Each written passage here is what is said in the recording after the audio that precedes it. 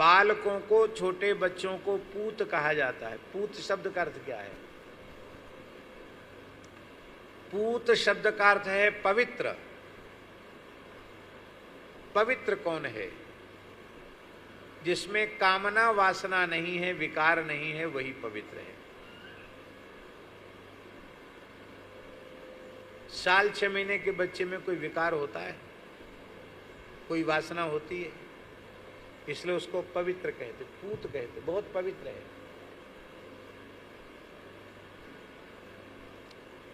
संत सरल चित्त होते हैं, बालक भी सरल होते हैं। इसलिए बालकों को भी संत के रूप में ही अनुभव करना चाहिए। इनको छल कपट करना बड़े लोग सिखाते हैं, झूठ बोलना सिखाएंगे, छल कपट करना सिखाएंगे। बच्चों में ना छल कपट, ना उनमें झूठ, उनमें राग द्वेष भी नहीं होता है। पड़ोसी पड़ोसी का इतना झगड़ा कि एक दूसरे के जानी दुश्मन, और उनके छोटे छोटे बच्चे आपस में खेलते, उनमें कोई दुश्मनाई नहीं। फिर बड़े लोग कहते हैं वहां मत जाना, वो हमारा दुश्मन है। तब उस बच्चे की दिमाग में आता ये दुश्मन है। बालक पवित्र होते हैं। इसीलिए प्रहलाद जी का भाव है, कौमार आचरेत प्राज्ञो धर्मान भागवतानिह। भागवत धर्म का आचरण, वैष्णवता का आचरण 5 वर्ष की आयु के पहले से ही करना आरंभ कर देना चाहिए। और हम कहेंगे 5 वर्ष से नहीं, अब तो कहेंगे गर्भ से ही भागवत धर्म का आचरण सिखा देना चाहिए। गर्भिणी माता, उसके गर्भ में जो भी जीव हो, पुत्र हो या पुत्री, यदि गर्भावस्था के काल में माता अत्यंत पवित्र रहती है, शौचाचार से रहती है, भगवत चिंतन करती है, भगवान की लीलाओं का ध्यान करती है, भगवत भागवत चरित्रों का श्रवण करती है, सदा सत्य भाषण करती है, भगवान का नित्य चरणामृत प्रसाद लेती है, भागवत धर्म का आचरण करती है, गीता भागवत रामायण आदि पवित्र ग्रंथों का पाठ करती है, तो निश्चित है उसके गर्भ से जो भी जन्म लेगा पुत्र अथवा पुत्री, वो जन्म से ही भक्त होगा। ये तो गर्भ से सावधानी रखनी चाहिए। और फिर जब गर्भ के बाहर आए तो उसको बचपन से ही भजन के मार्ग पर लगाना। कई साल पुरानी बात है, हम समझते हैं शायद 2001 या 2002 की होगी। आज से 23-24 साल पुरानी बात। एक परिवार का एक छोटा बच्चा आया, उसके बड़े बूढ़े भी परिवार के थे, माता पिता भी थे। तो उन्होंने आग्रह किया कि महाराज जी इस बच्चे को मंत्र दे दीजिए। बच्चा मुश्किल से 3 या 4 साल का होगा, 5 साल का भी नहीं था। तो हम हंसने लगे। मैंने कहा कि ये नियम करेगा? बोले हाँ करता है, तो माला फेरता है। माला फेरता? बोले हाँ। भाई महाराज जी को माला दिखाओ अपनी। कुछ छोटे से बच्चे ने अपनी माला दिखाई, तो माला देख के पता चल जाता कि फिरी हुई माला है कि बिना फिरी माला है। तो माला देखी तो हमने कहा तुम्हारी माला? बोले हाँ। तो हमने कहा क्या जपते हो? तो छोटा बच्चा बोला हले लाम लाम लाम हले हले, हले कृष्ण कृष्ण कृष्ण हले हले। तोतले बोलते हैं ना छोटे बच्चे। बोला ये जपते हैं, महामंत्र जपते हैं। कितना जपते हो? बोला 8 माला सवेरे जपते हैं, 8 माला शाम को जपते हैं, 16 माला। 3-4 साल का बच्चा।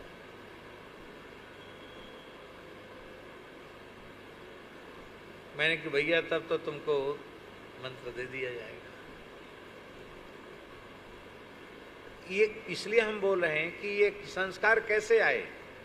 क्योंकि घर में भक्ति का वातावरण है। तो उसकी माँ ने कहा महाराज जब से इस बच्चे को होश आया तब से ही माला पकड़ना सीख गया, किसी को सिखाना नहीं पड़ा कि माला कैसे जपी जाती है, माला पकड़ना सीख गया।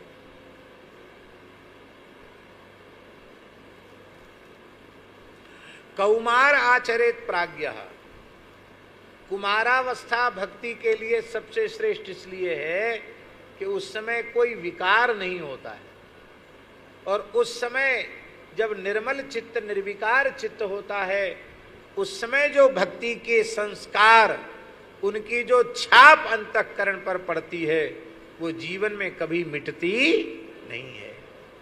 और यदि आपके बालक बालिकाएं भक्त हैं तब तो आपका गृहस्थाश्रम धन्य है, और यदि कहीं बालक ही आपके घर में राक्षस पैदा हो गए तो मरने के बाद नरक जाने की जरूरत नहीं है, जीते जी घर ही नरक बन जाएगा। मरने के बाद तो जहां जाना वहां जाओगे, लेकिन जीते जी नरक हो जाएगा, नरक से बुरा हो जाएगा। बर भल बास नरक करता ता, दुष्ट संग जने दे विधाता।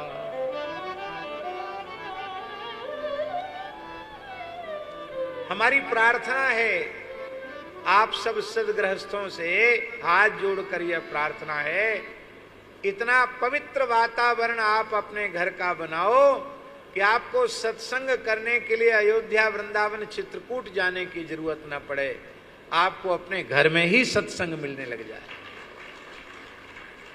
घर में सत्संग का वातावरण नहीं, बाहर जाके सत्संग करके आए, 10-5 दिन का सत्संग और पूरे साल का कुसंग, 24 घंटे का कुसंग, वो कहाँ तक काम करेगा सत्संग। इसलिए घर का ही ऐसा वातावरण बनाओ कि घर में अहर्निश सत्संग का वातावरण हो। घर में ठाकुर जी विराजमान करो, प्रातःकाल भगवान की मंगला श्रृंगार आरती, शाम को संध्या शयन आरती, सब लोग घर के ठाकुर जी को लाड़ लड़ावें। सायंकाल को बैठ करके संध्या आरती के पश्चात आधा घंटे संकीर्तन खूब झूम करके और आधा घंटे सत्संग, फिर देखो आपका घर ही वृंदावन अयोध्या बन जाएगा। करके देख लो। तो इतने पवित्र बालकों को भी ये मार डालती है। पूतान पवित्रान बालान अपि नयति, ले जाती है, मार डालती है। ऐसी बाल हत्यारणी का तो मुख भी नहीं देखना चाहिए, इसलिए भगवान ने नेत्रबंद कर लिए। तीसरा भाव, भगवान ने सोचा इस जन्म में तो इसने कोई साधन किया नहीं, फिर ये मेरे चरणों तक आ कैसे गई, जरूर कोई न कोई किसी न किसी जन्म का साधन होगा। तो भगवान ने इसका जन्मांतरीय साधन देखने के लिए मानो नेत्र बंद कर लिए। अथवा चौथा भाव है,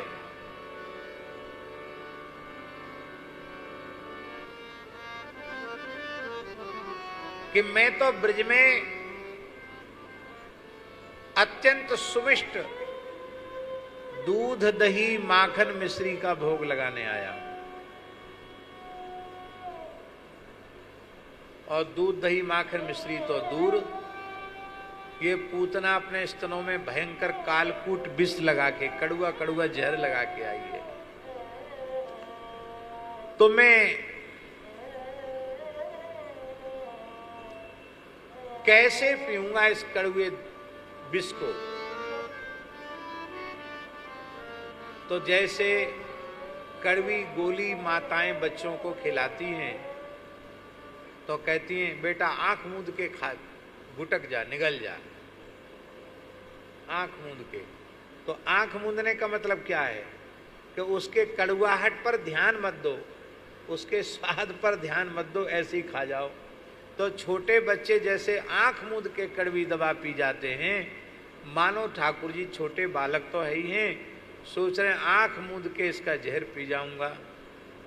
अथवा भगवान के उदर में अनंत अनंत ब्रह्मांड हैं, अनंत ब्रह्मांडों में असंख्य जीव हैं, वो जीव व्याकुल हो गए, प्रभु आप विश्वात्मा हैं, आप विष पीने जा रहे हैं, आप विष पिएंगे तो हम सब तो बिना मारे मर जाएंगे, जहर से कोई बचेगा क्या। तो मानो भगवान नेत्र बंद करके अपने उदरगत अनंतानंत ब्रह्मांडगत जीवों को समझा रहे हैं, मैं परमात्मा हूं, विष को ग्रहण कर लूंगा पर तुम्हारे ऊपर विष का प्रभाव व्याप्त होने नहीं दूंगा। मानो इसलिए भगवान ने नेत्र बंद कर लिए, अथवा भगवान शंकर के ध्यान के लिए आंख बंद कर ली कि हे भोले बाबा, ये जहर पीने की सेवा, विषपान करने की सेवा तो आपकी है, आप विष पीजिए, मैं विष क्यों पीऊं, क्योंकि विषपान तो समुद्र मंथन में कालकूट विष निकला था तो आपने ही पान किया था, तो आप तो कृपा करके विष पी जाइए, और मैं तो लाला हूं, मुझे मीठा मीठा दूध ही पीने को दीजिए। इसलिए मानो श्री ठाकुर जी शंकर जी के ध्यान के लिए नेत्र बंद कर लिए।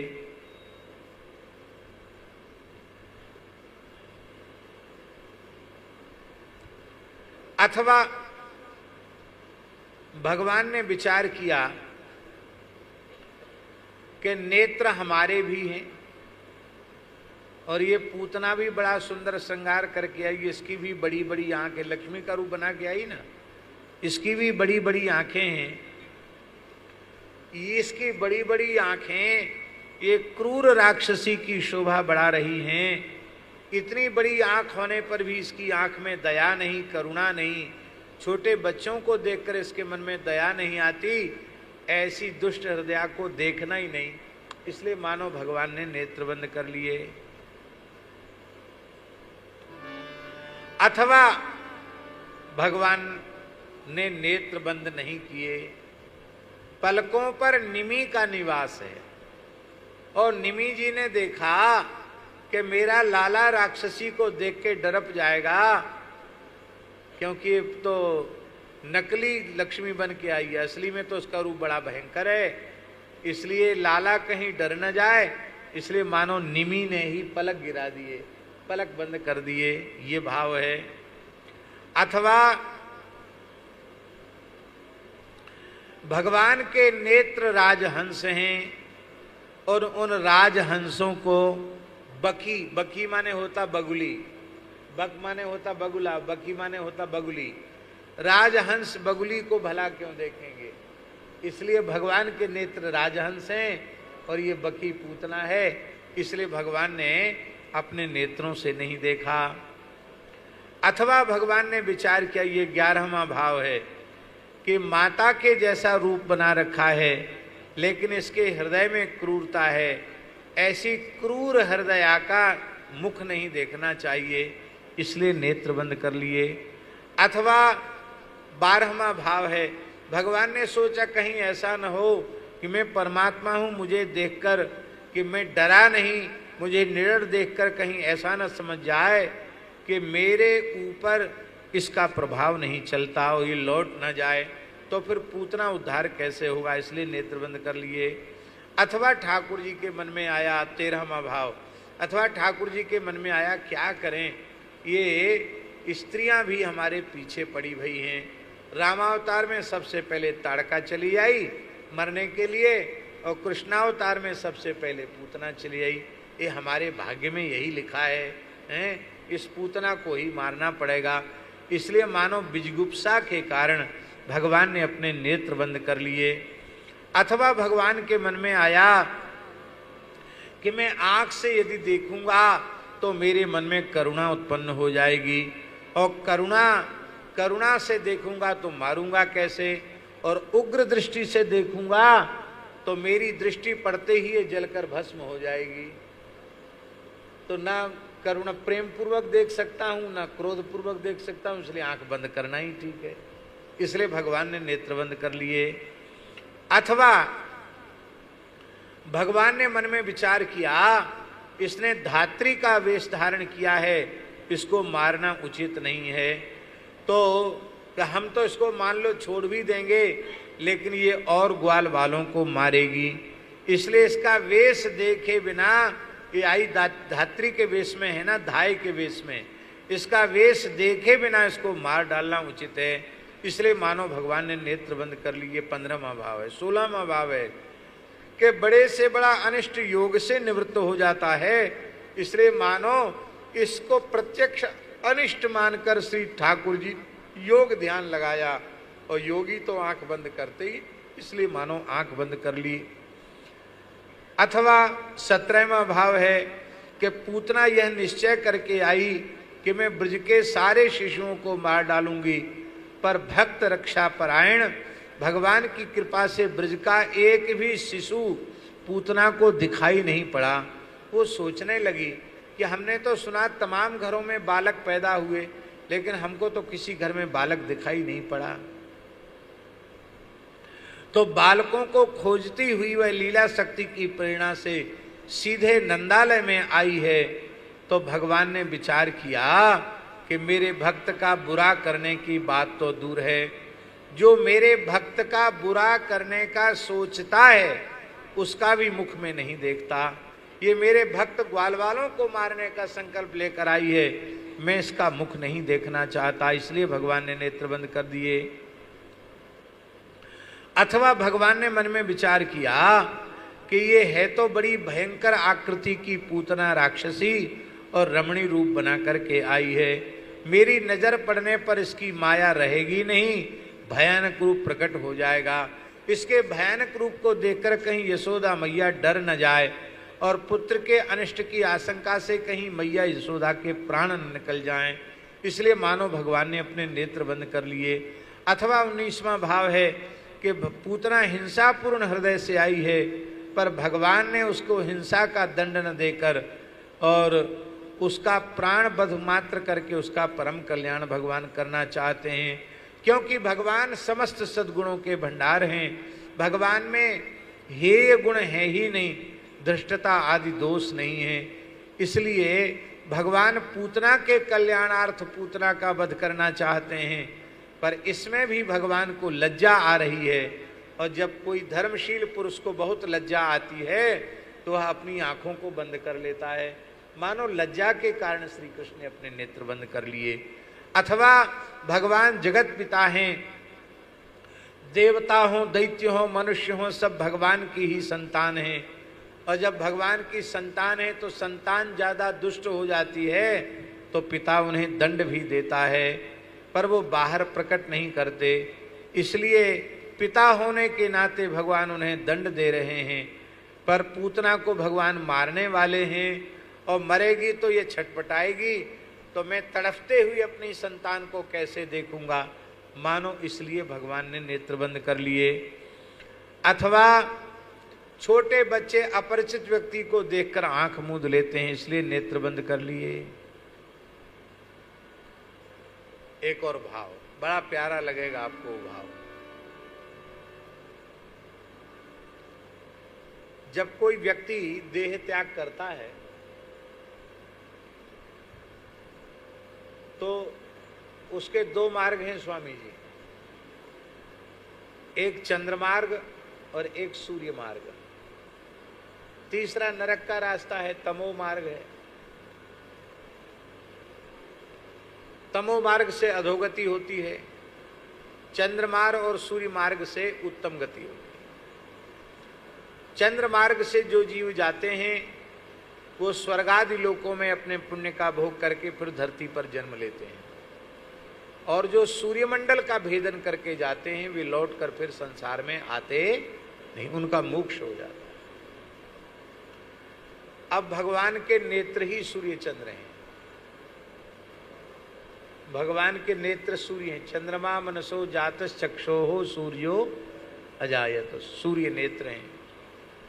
अब सूर्य की पुत्री यमुना जी हैं, अब भगवान यमुना जी का पाणी ग्रहण करने वाले हैं, और ये होने वाले सूर्य के जमाई को ही मारना चाहती है। इसलिए सूर्य ने बोले भले ही ठाकुर जी को नहीं मार पाएगी, ठाकुर जी ही इसको मार देंगे, पर मैं इस दुष्टा को अपने मार्ग से गोलोक नहीं जाने दूंगा। इसलिए मानो पलक गिर गई, अर्थात इसका सूर्य मार्ग अवरुद्ध हो गया। जब सूर्य ने पूतना का द्वार बंद कर दिया, मोक्ष का द्वार, तब भगवान ने मन से पूछा, मन में चंद्रमा है, चंद्रमा मन सो जाता, मन में चंद्रमा है, चंद्रमा से पूछा भाई तुम ही रास्ता खाली कर दो, ये पूतना को सदगति तो हमको देना है। तो चंद्रमा ने कहा प्रभु आप मेरे वंश में प्रकट हुए हैं और ये आपको ही समाप्त करना चाहती है, आप कितना भी कहो मैं अपने मार्ग से इसकी सदगति नहीं होने दूंगा। अब नरक इसको भेजना नहीं है, पर स्वर्ग का और गोलोक का द्वार तो बंद हो गया। अब क्या होगा? तो मानो ठाकुर जी ने नेत्र बंद करके यह संकल्प किया, जिस जीव के कल्याण के सारे मार्ग अवरुद्ध हो जाएं, उस जीव को मैं पुष्टि मार्ग से मोक्ष देता हूं। पुष्टि मार्ग माने कृपा का मार्ग, अनुग्रह का मार्ग। मैं अपने संकल्प से ही इसको मुक्ति प्रदान करूंगा।